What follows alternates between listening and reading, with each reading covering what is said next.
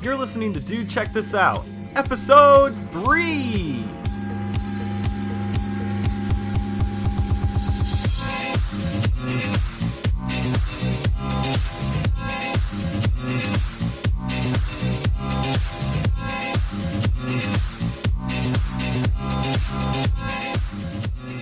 Hello everyone out there on the internet. This is Dude Check This Out. We are just so excited to be podcasting this week. My name is Noah Stewart, and I'm good here with my good handsome friend Kevin Land. I am extremely handsome. Thank you for noticing. So handsome. I just want to point out to everybody, in the microphone, I can see myself, and I look freaking jacked.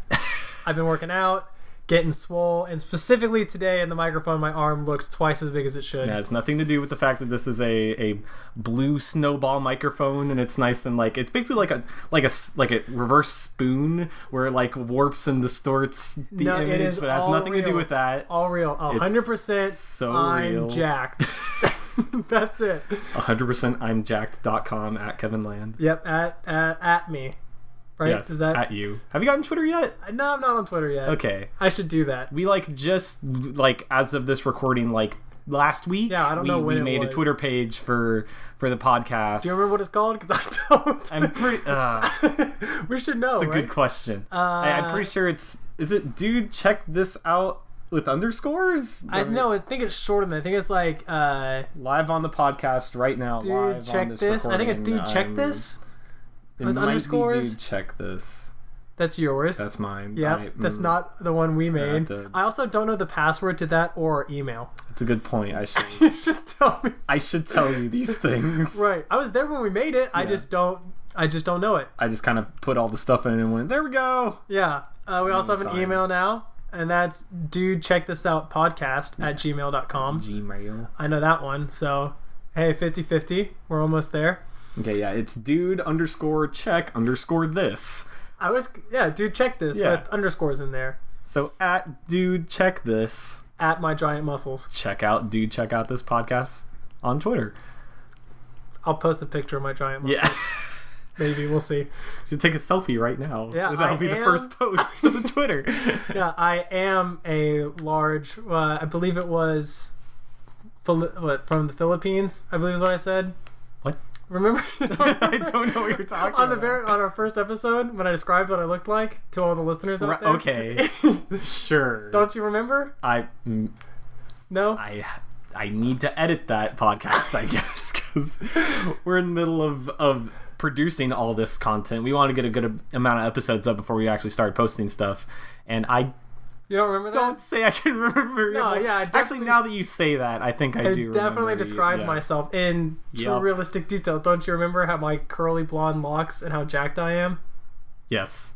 That's true life, really. Yeah, exactly. You can see me. Yes, with my own eyes. Yep. I have the pleasure of seeing the honor, the honor and the privilege of seeing your jackedness. Yeah. That our podcast listeners do not, unless they go to Dude Check This on Twitter. So I'm actually gonna have to do that because you just I'm doing it. Sure.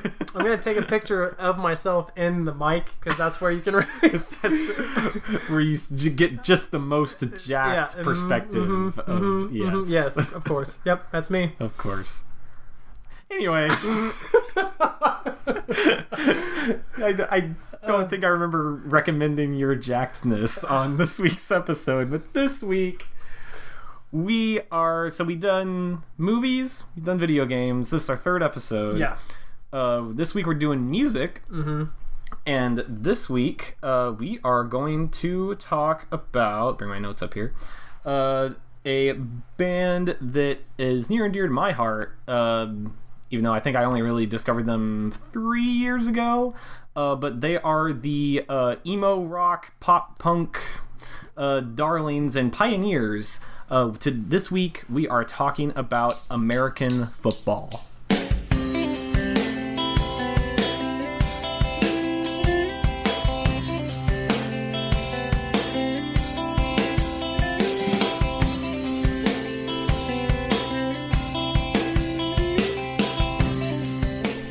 The band, not the sport, for all you European listeners out there. Yeah, no, not football, not the footsies, but American football with the shoulder pads and the helmets and the concussions. Whatnot. Yeah, the concussion one. Yeah, and that's actually a good point because American football, the sound is very like it has. So the guys who are part of American football, when they formed the band, they were like 18, like they were like just getting into college, just graduated from high school.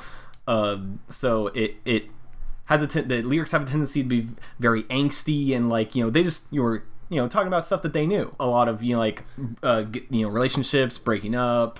A lot of breaking up. Yeah, a lot of breaking up. Being sad. A lot of just like early 20s, even before 20s, kind of like existential depression and stuff like that. Realizing that the world is bigger than you thought it was, and going like, oh my gosh, what do I do? And just having a lot of emotions. And the name, I feel like, really fits with that because the name American football kind of brings in, especially for we live in Texas, so a lot of high school football hype and stuff. So that kind of evokes those feelings. But just a little background on the band. American football was formed in Illinois in 1997, and I believe when was their first EP dropped in '98. Yeah, but all these guys came together. It's comprised of Mike Kinsella, who does guitar, bass, and vocals. He's like the front man of the band. We got Steve Lamos, who's the drummer and trumpeter. Yep. Trumpeteer. It's like Musketeers, but with trumpets instead of swords. That's why I was in marching band because I was so cool. Cool. Yeah, and when the trumpets put their horns on, they sheathed them. They have little trumpet sheaths that they put them in, and that's why they're called Trumpeteers. And that's that one came first before the Musketeers, and that's why there were musket sheaths, just like swords. Huh. Yep. This has been Kevin Lane's high school band minute. Totally, and I'm not making this up. If you ever go watch some DCI, they have little like sheaths on their sides that they put the trumpets in. Interesting. Yep. Well, Steve Lamos is one of those guys, as well as playing drums. And we also got Steve Holmes, guitarist. 2 Steves in this band. Band of Steves. Steve squared. Steves and a Mike. Stevie Steves. That's the name they should have gone with.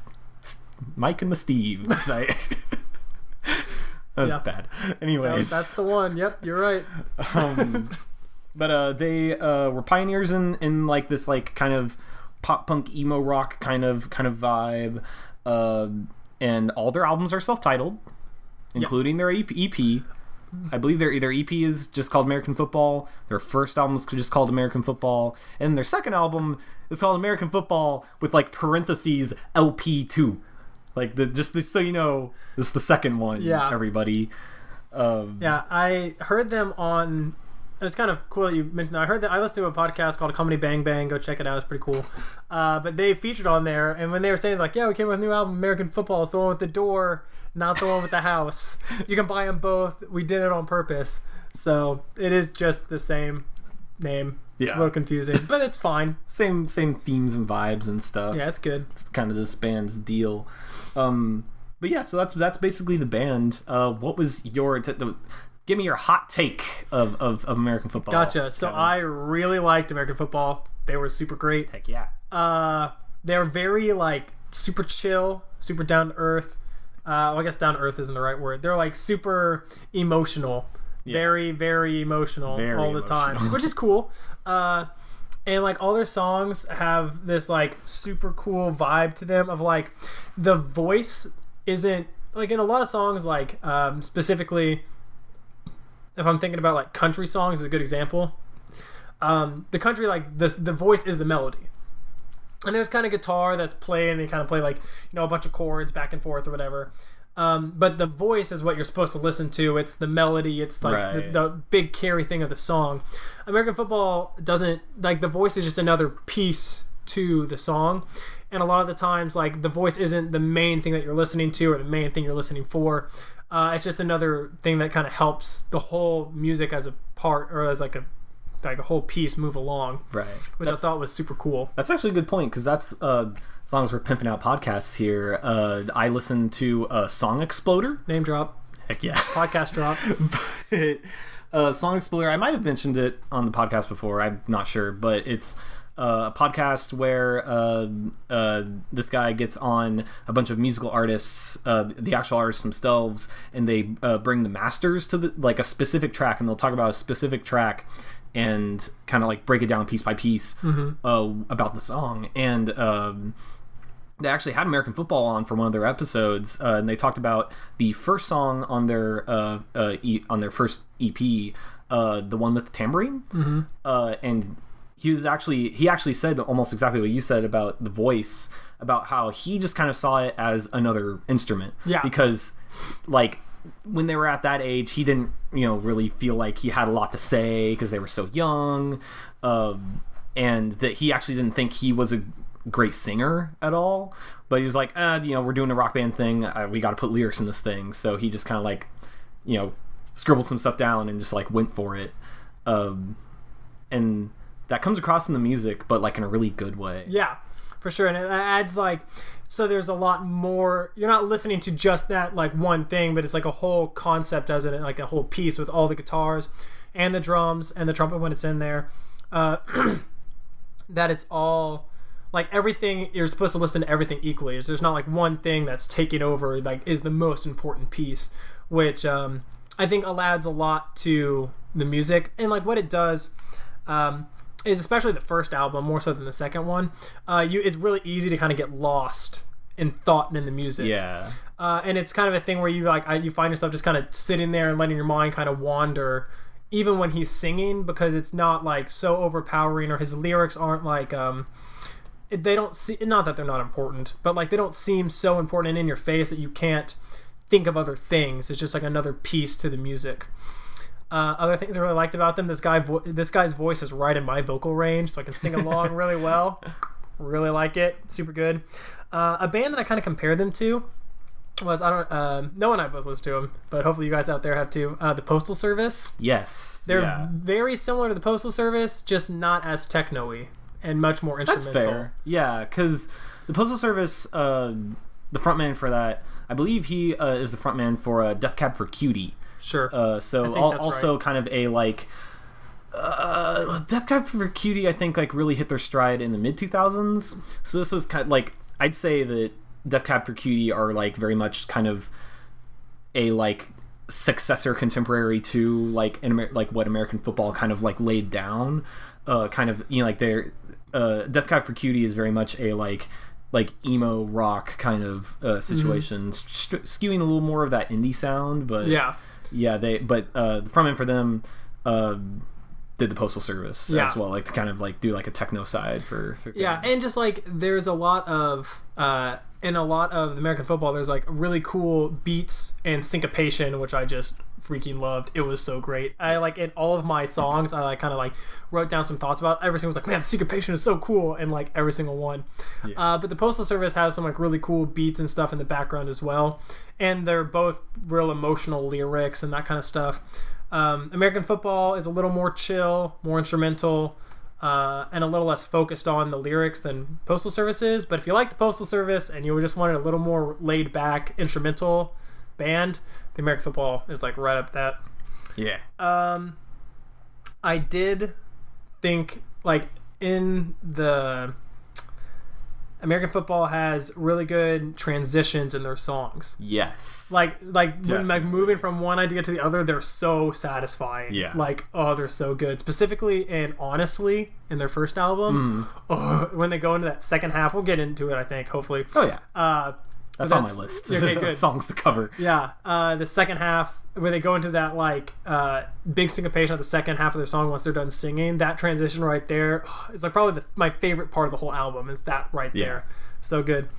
I do think I like their second album better than the first album. Really? I know you said the other thing. Yeah. Wow. Okay. I like their second album better. I think their first album definitely you kind of like get more lost in. It is a much more kind of like I guess kind of it's like a little easier to listen to, a little like not as kind of in your face, and the second album is in your face either, but like I feel like it doesn't, not that it doesn't have as much to say, but it's more about the music than it is about like a message or the lyrics or that kind of stuff. That's a good point. Well, because I feel like the second album is definitely like it's the same vibe as like the first album, but the second album came out like the first album came out in like 99, I think. And the second album so this is a good like recently. Yeah, like this is a good like 17 years post that like between these albums. So these guys are like way older than they were in the first album. So I feel like in the second album there is a lot of like instrumental stuff, but I feel like they were definitely kind of going for like a little more vocal stuff, trying to like get across more of their ideas and stuff. And they seem way more confident. Yeah, and I guess like just the lead vocalist, like you said that he wasn't real confident in himself, didn't want to put his voice out there, and they still do a good job of like the voice not overtaking everything. But the first album, I'm gonna say this a whole bunch throughout, you can get like really lost in, and it's like just something that you can really listen to easily and like listen to and think about stuff and be all emotional and cry or do whatever you want.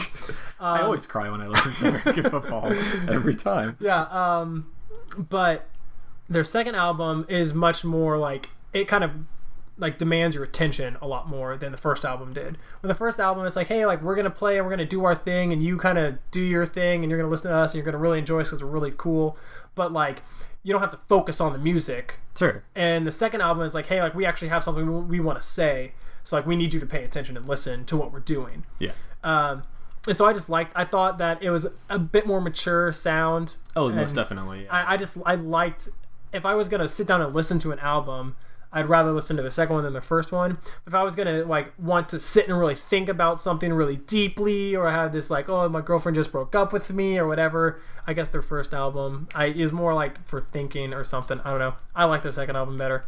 Cool. Yeah, that's kind of my overall before getting into any nitty gritty stuff. All right. What I liked about songs. Cool. Well, you liked them, and that's they're great. super great. I would recommend them to anyone who wants to get all emotional. Sweet.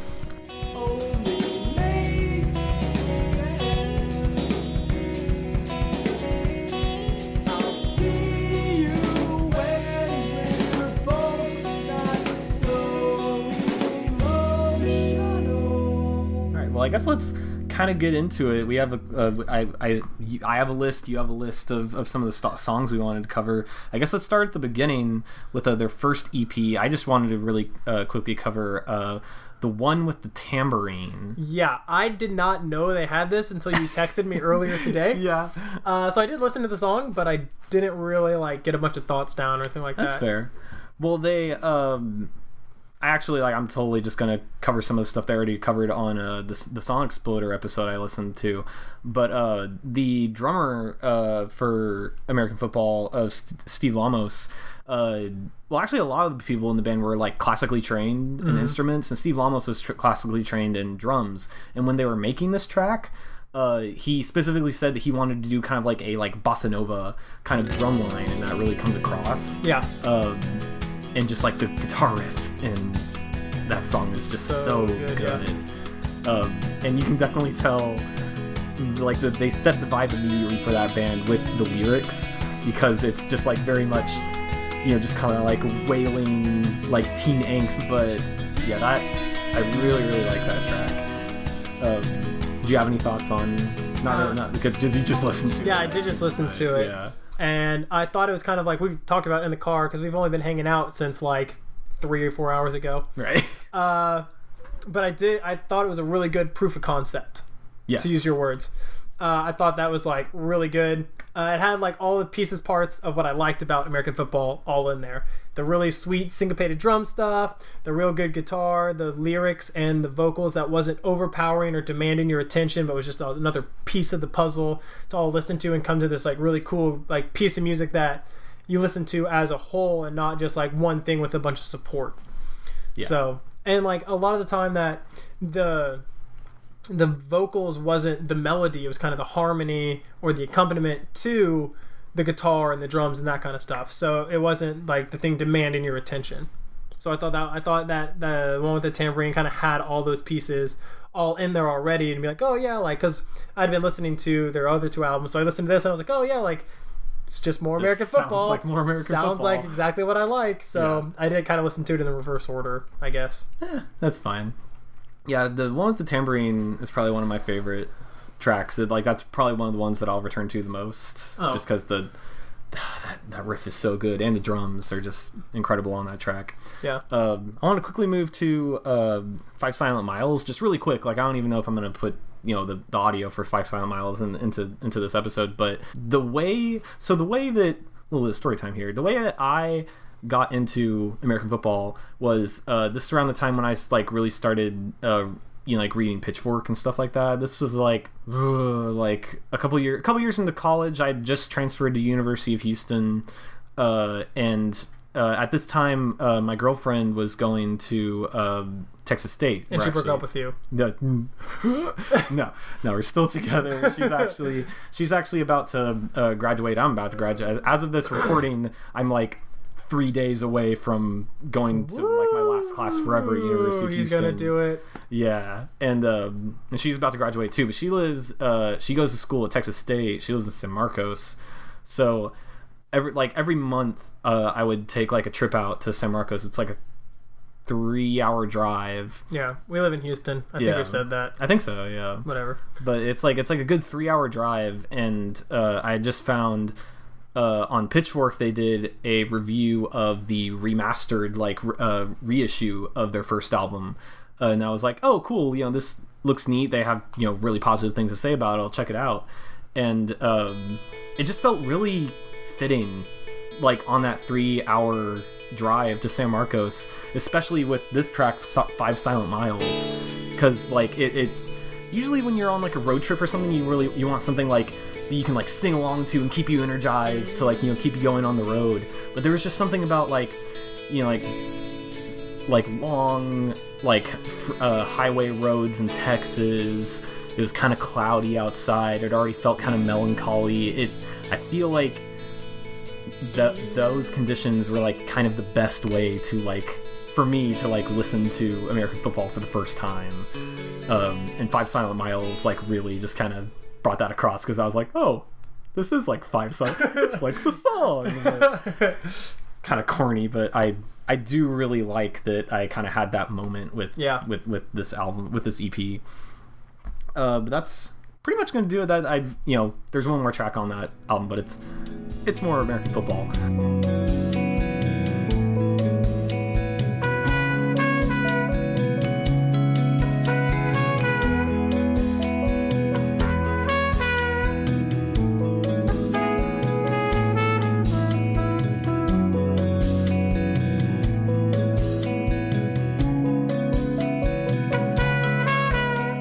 But I guess let's move into the first album. Yeah. And I assume we both have Never Meant, the first track, as one we want to talk about. I think yes, I do. Okay. Well, I have some things I want to talk about just overall the whole album. Okay. So I can go into more of the details. I get like a lot of stuff I already said. I really like, and this album is like more so than the second one, that the vocals isn't number one. It's just another piece. I've said that a bunch. That the guitar has the melody a lot of the time and not the vocals, which is really cool. It's specifically in a lot of songs now that's all about the bass is pumping and doing whatever. American football is really mellow and chill, and allowing all the other things to move. In this album, they do a lot of they'll have one riff or one guitar thing that starts at the very beginning and goes throughout the whole song, and almost never changes. And they add lots of different layers on top of it, and then we'll take layers away and put different ones on, and keep constantly changing it. While that one thing, in Never Meant, they have one thing that just goes the whole time, in one guitar little line, and it really allows you to get it's listening to the same thing over and over again while it's constantly changing, and so it really lets you get lost in the music and just lost in your own thoughts as you listen to it.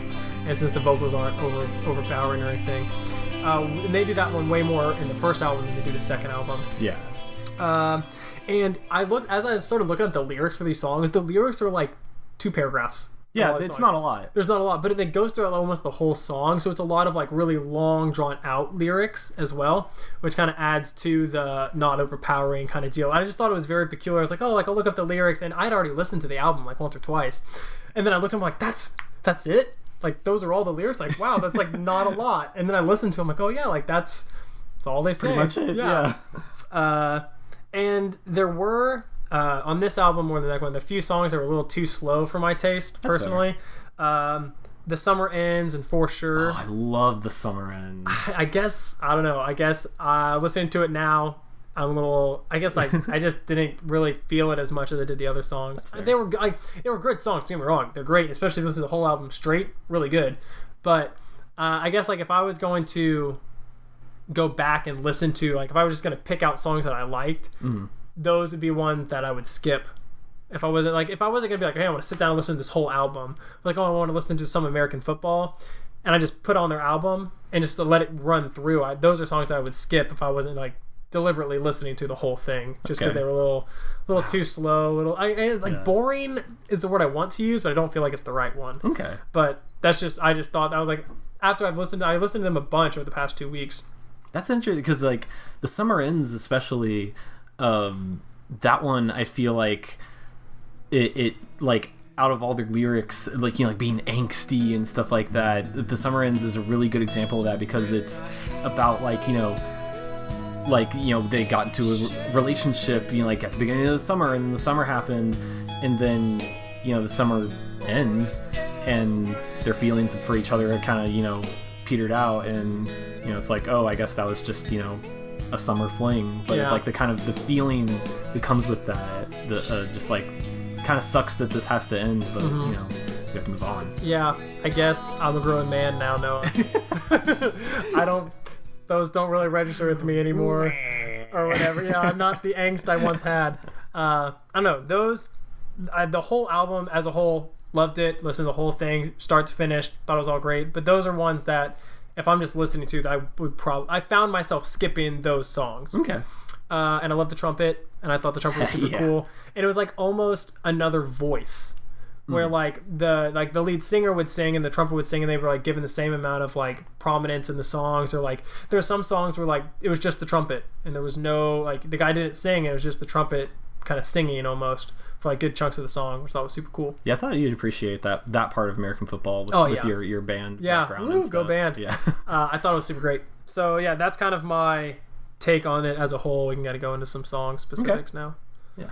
We kind of already covered Nevermint and The Summer Ends. I had Honestly on that was my favorite one. Yeah, a lot of the stuff that I said at the beginning is going to come up in Honestly specifically. I thought the lyrics were like, honestly, it's like one of the songs that I found. I looked at like, man, there's like no lyrics in this song. There's like 2 paragraphs, like that's it. But I really, really liked it. I thought the lyrics is how I kind of interpreted them. It was kind of like looking back on having teenage feelings and being like, I don't understand these feelings that I had. Like, they're kind of weird, and I don't quite understand how they worked. Yeah. But like looking back and being like, I get why I felt that way, but it's hard to like actually feel that way again, or like stuff like that. I don't know. Because that's interesting, because like when, you know, we all have this experience, but like when you graduate from high school and you start going to college, and like maybe like a semester or 2 into college, you realize how much of a different person you are, and like how the things you like cared about and like very passionately, you know, these very like everything just seems so much more important in high school. Yeah. And then like once you remove yourself from that, you do just think like, honestly, like, why did I care so much about those things that like didn't even matter? Yeah, that, and the second half of that song is kind of talking about like how one person can totally shape like your history or whatever. Yeah. And I thought it was kind of cool that like looking back on it, you like, for me specifically, I kind of think of like times, and like specifically in high school, my life where it's like shaped around the relationships that I had, and like, oh, like dating this girl or whatever, like that she shaped that time of my life because she was so important or whatever. So I thought that was kind of cool that they like did a real good job in a few words of like, and it was with their music and that kind of stuff, like delivering that feeling of like looking back on high school and being like, honestly, like what the heck was going on back then. My favorite part of the whole album is in this song, and the song is like broken up in the first half is one way, and then the lyrics end, and they do this transition into the second half where it's just instrumental. Yeah. And it's a lot of like syncopation with the guitar and the drums and that kind of stuff. The guitar, like really, like by American football standards, really just like gets kicking. Yeah. And just like picks up. Yeah, and that transition into that is like the most satisfying transition I think I've like ever experienced in music. And there's a lot of that in America. Oh yeah, a ton. But like it's this, a really good one. That one specifically is probably that's my favorite moment of the whole thing, of the whole album. Wow. And then going into that transition, that like syncopation rhythm thing is like probably my favorite part of the whole album. Like that part right there, I just always end up like bobbing my head and like stopping what I'm doing, just really like getting into the music. Like that part right there I think is awesome. Like nice. It's so cool. And then the very end of that song, God, I went away. I had to sneeze. The end of that song, after they do all that, it goes back to like a single guitar kind of like playing on its own. And I think it's like a cool ending to that idea, and it like either like really sums it up really well, like you're finishing a thought, and then kind of fades out, like, you know, like fading away in a movie. Like, oh, like I could really just picture the movie in that song. I don't know if other people do this, but when I like listen to music, I like picture scenes in my brain. And like that was the one, like it's like the fade away from the guy sitting like writing his letter or doing whatever because he's emotional. Yeah. Like some kind of indie movie or something like that. Yeah. And like fading away from that as he like is like, you know, getting up to go do the thing he was gonna do, or like he like understood and finally grasped the concept. Oh, there it is. Got him. Like grasped the concept that he was trying to get at. He like finally understood it and was about to go out, and it fades off into space, or fade away, black screen, whatever you want to call it. So that was probably my favorite album, or my favorite song on the whole album. It's honestly it's a really good one. So good. What else did you have on your list for that? The last song I had besides Neverment, honestly, and then I Know I Should Be Leaving Soon, and that song's instrumental. Yeah. And I thought it was so good. The syncopation again, and like they could throw in a whole instrumental song in there and it doesn't feel out of place or feel different than a lot of their other songs. Or like I like listen to it and it doesn't like catch me off guard, like, oh wow, it's just an instrumental song in here, because of how they structure their songs, that it's not, the vocals and that kind of stuff isn't so important. They're like, that's not carrying the music is carrying itself with the vocals. So I just thought that song was so good. Again, it has some really good satisfying transitions in there. Oh, they're so good. Nice. And there's like the drums seem to like really be a prominent part and like kind of take the lead instead of just like supporting and being kind of like the backbone of the music. It like totally takes like center stage and just rocks it out, and it's so good. Along with, so when the drums does that, and there's other times where it doesn't, and there's like this cool back and forth between the guitars where they're almost like having a conversation back and forth. Ooh, the two guitars. I like the way you explain that. Yeah. And so it's like one will be going, and then like it'll kind of be in the forefront, and then it'll take a step back, and the other one will kind of play a little bit, and then the other one. So it's this like back and forth between, like, it might be the same guitarist, I don't know, but like two guitar ideas. They're like kind of talking back and forth, and always like communicating or whatever. But like these two different guitar riffs that are going, they kind of pass the baton back and forth. They like give you this really cool, like, even though there's no one talking, there's this like conversation going on. And then at the very end, they do triplets. I love triplets. That might be a nerdy thing to say, but like, man, like there's not enough triplets in like music nowadays. But they like, the guitar does this like little triplet riff, and it's just so good. It's so good, and I just love it. So that whole song, just the guitars and the drums and everything just like taking over and like running it, and like they set it up the whole album that they can do that because they don't rely on one thing to carry the album.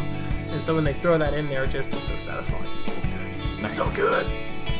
Yeah. That's pretty much the last song you wanted to cover on. That's all the things I had specifically. Okay. I mean, the rest of the songs are still really good, but those three, Neverment, Honestly, and I Should Be Leaving Soon, are definitely the three that, like, if I was just going to go listen to something, those would be the ones I would listen to. I guess if I wanted to cover like one more track on the first album, I would say I'll See You When We're Both Not So Emotional.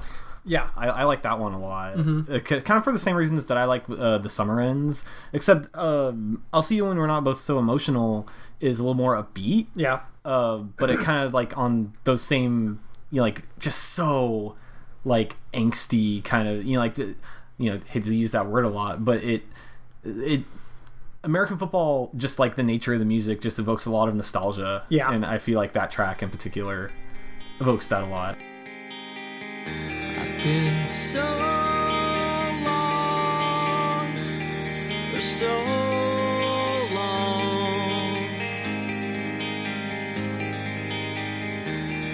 Every street's a dead end.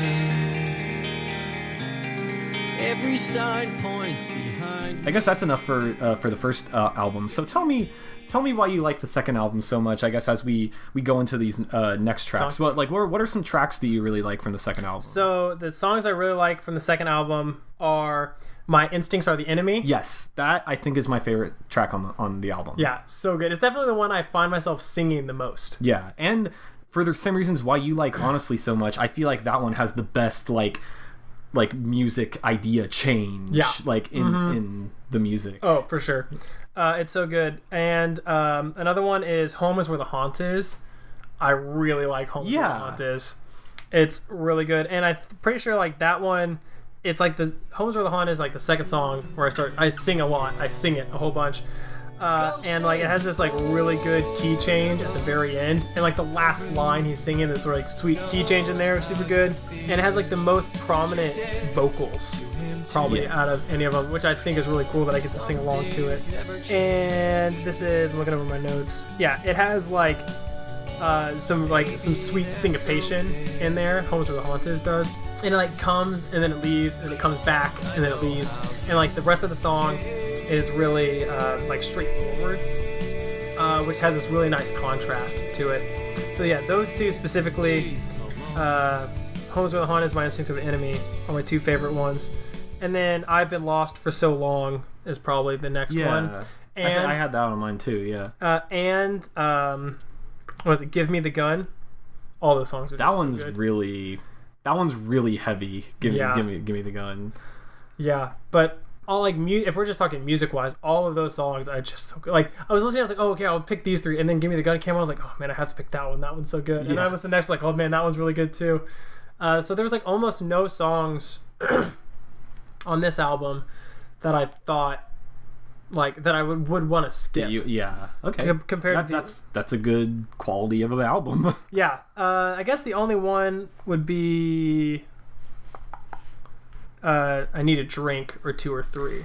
Yeah, that one I felt like that song in particular, when I listen to it, kind of feels out of place for their style. Mm-hmm. It just sounds like a kind of a like very traditional kind of like soft rock, almost country like I don't like that vibe song to it. Yeah, that one I like whenever it comes up in the queue, I'm just like, oh yeah, like this song. It's kind of that I still think that like an album as a whole, it's a little more like it has more to say than the first album does. Definitely. And the guitars still have that really cool like conversation back and forth. And a lot more of the songs, it's still just as like sad or chill or like emotional as the first one. Very emotional. I especially like I want to shout out the first track, "Where Are We Now?"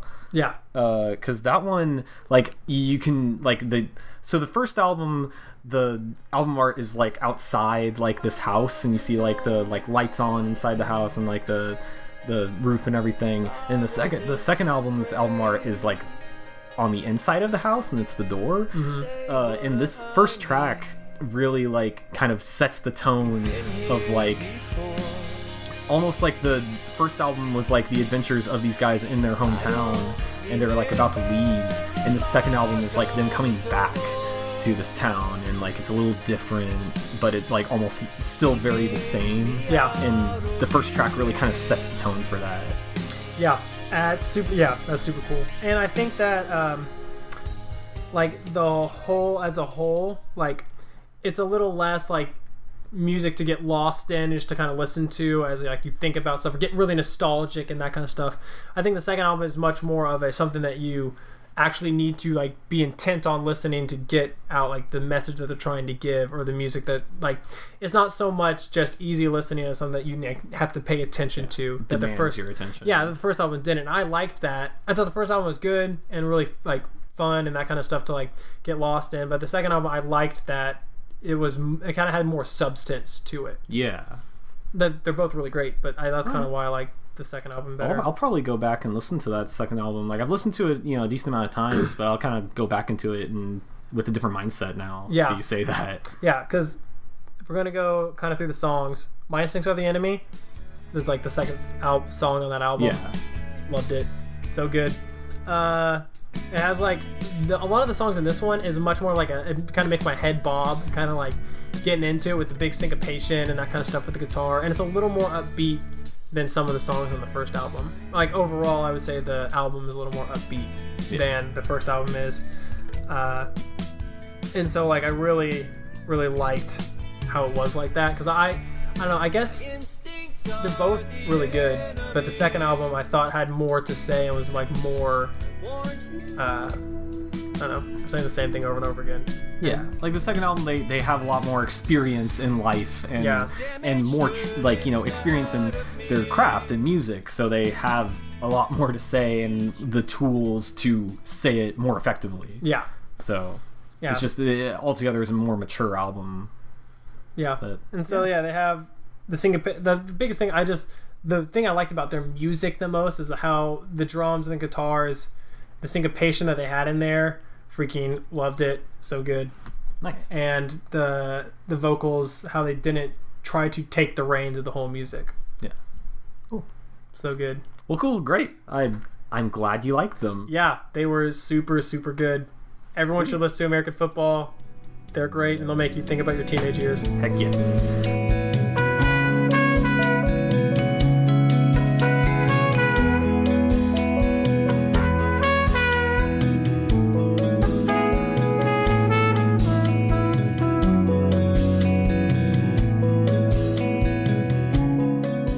I guess that's gonna about do it for us this week. But did you? So at the end of episode duties, do you have a recommendation for me? I do have something for you, and I haven't told you what it is. No, so get excited. Totally fresh. Everybody, drum roll, please. We can hear it.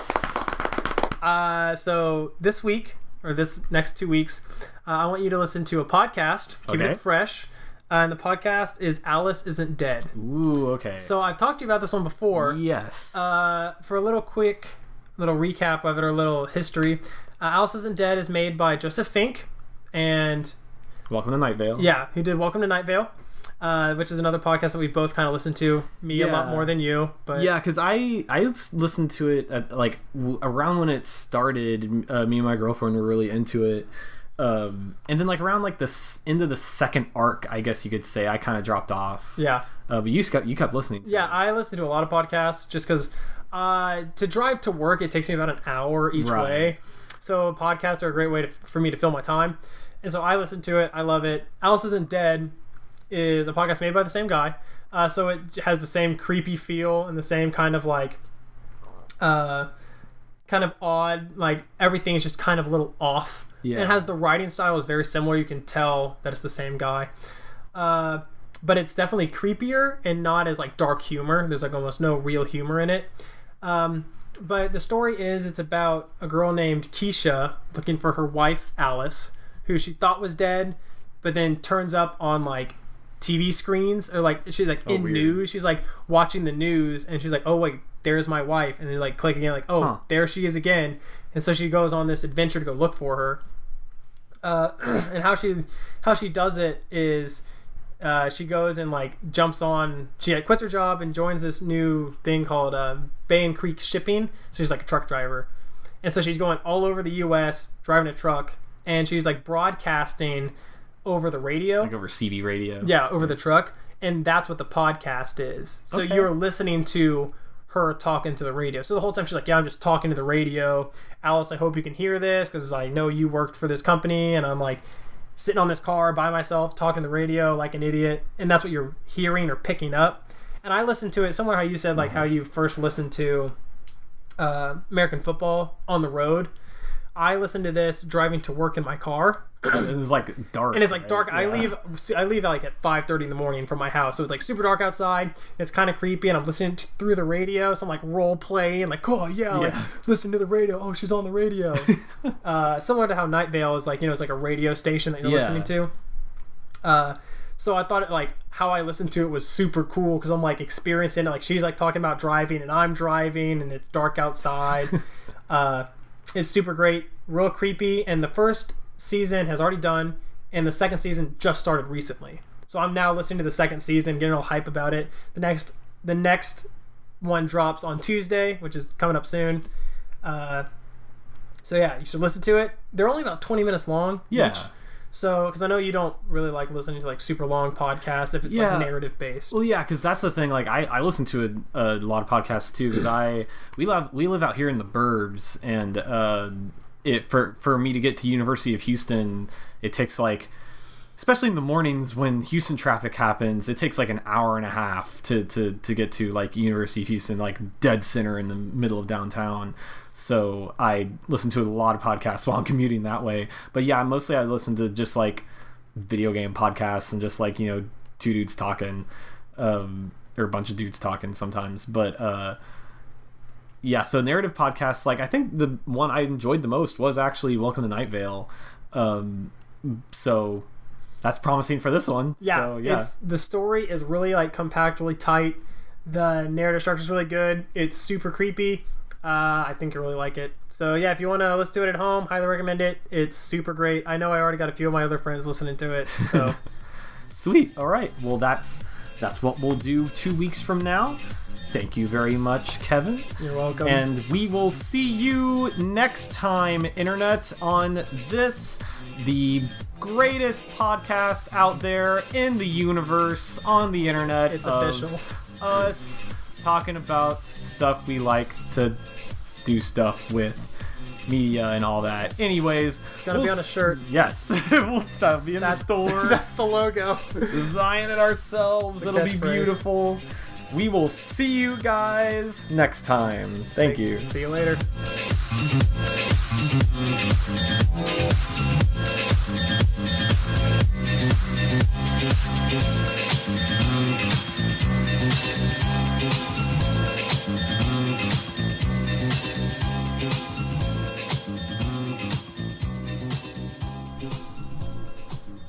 All right. Bam. Podcast number 3. Done. In the books.